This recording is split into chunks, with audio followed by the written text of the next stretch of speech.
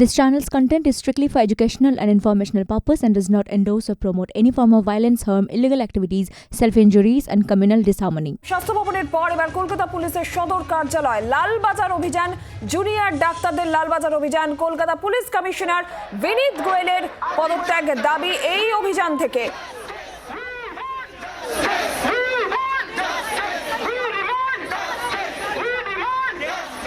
আপনারা দেখছেন সেই মিছিল এগিয়ে চলেছে বেন্টিং স্ট্রিটের কাছে। সেই মিছিল থেমে যাওয়ার কথা, পরে আর এগোতে দেওয়া হবে না। তারপরে প্রতিনিধি দল তারা যাবেন পুলিশ কমিশনের সঙ্গে দেখা করে তারই পদত্যাগের দাবিতে ডেপুটেশন জমা দেবেন।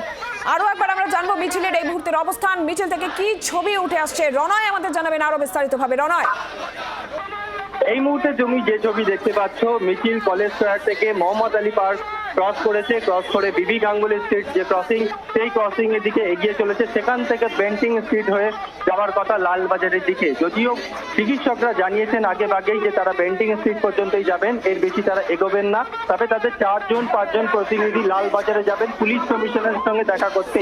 যদিও এই মুহূর্তে পুলিশ কমিশনারের বিরুদ্ধেই তারা স্লোগান দিচ্ছেন, যে ছবি তুমি দেখতে পাচ্ছ। কারণ তুমি জানো যে আরজি করের এই ঘটনায় যেরকম ভাবে সোচ্চার হয়েছেন চিকিৎসকরা, বারবার আন্দোলনের মধ্যে দিয়ে তারা পুলিশের ভূমিকা নিয়ে প্রশ্ন তুলেছিলেন, পুলিশ কমিশনারের ভূমিকা নিয়ে প্রশ্ন তুলেছিলেন। তারা বারবার বলছিলেন যে এই ঘটনায় একজন দোষী হতে পারে না, এই ঘটনায় আরো অনেকে রয়েছে যাদেরকে আড়াল করা হচ্ছে।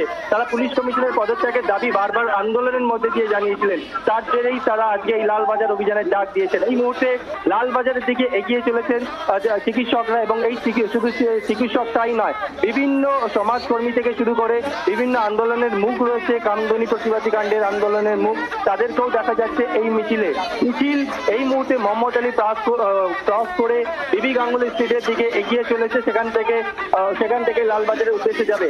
তবে পুলিশ কমিশনারের সঙ্গে দেখা করবেন চিকিৎসকরা, তাকে ডেপুটেশন দেবেন এবং পুলিশ কমিশনারকে তারা বলবেন যে তিনি যেন তার পদ থেকে রিজাইন দেন। কারণ তার জন্যই এই ঘটনা, তার জন্যই তথ্য প্রমাণ লোপাট, তার জন্যই এখনো পর্যন্ত দোষীরা আড়াল, এমনটাই দাবি চিকিৎসকদের। এই মুহূর্তে তুমি যে ছবি দেখতে পাচ্ছ, স্লোগান দিতে এগিয়ে চলেছেন চিকিৎসকরা। পুলিশ কমিশনের বিরুদ্ধে তারা স্লোগান দিচ্ছেন। যদিও গোটা রাস্তায় পুলিশের ফোর্স রয়েছে, বিভিন্ন জায়গায় তারা নজরদারি চালাচ্ছেন, কোথাও যাতে কোনো রকম বিশৃঙ্খলা না ঘটে। লালবাজার চত্বর অর্থাৎ লালবাজারে যাওয়ার যে কটা প্রবেশ পথ, প্রত্যেকটা জায়গায় আগে ভাগেই ব্যারিকেড দিয়ে ঘুরে ফেলা হয়েছে। সেখানে পুলিশ ফোর্স মোতায়েন রয়েছে, মহিলা পুলিশ রয়েছে, এমনকি সিসিটিভির মাধ্যমে নজরদারি চালানো হচ্ছে যাতে কোনো চিকিৎসক লালবাজারের দিকে এগিয়ে না যায়, লালবাজারের কাছে চলে না আসে, সেদিকে কড়া নজরদারি রয়েছে পুলিশের। যদিও চিকিৎসকরা জানিয়েছেন তাদের মধ্যে থেকে 4-5জন প্রতিনিধি তারা লালবাজারে যাবেন, পুলিশ কমিশনারের সঙ্গে দেখা করবেন, পুলিশ কমিশনারের হাতে তারা ডেপুটেশন দেবেন এবং পুলিশ কমিশনারকে বলবেন তিনি যেন তার পদ থেকে রিজাইন দেন। রনয়, সঙ্গে থাকো তুমি।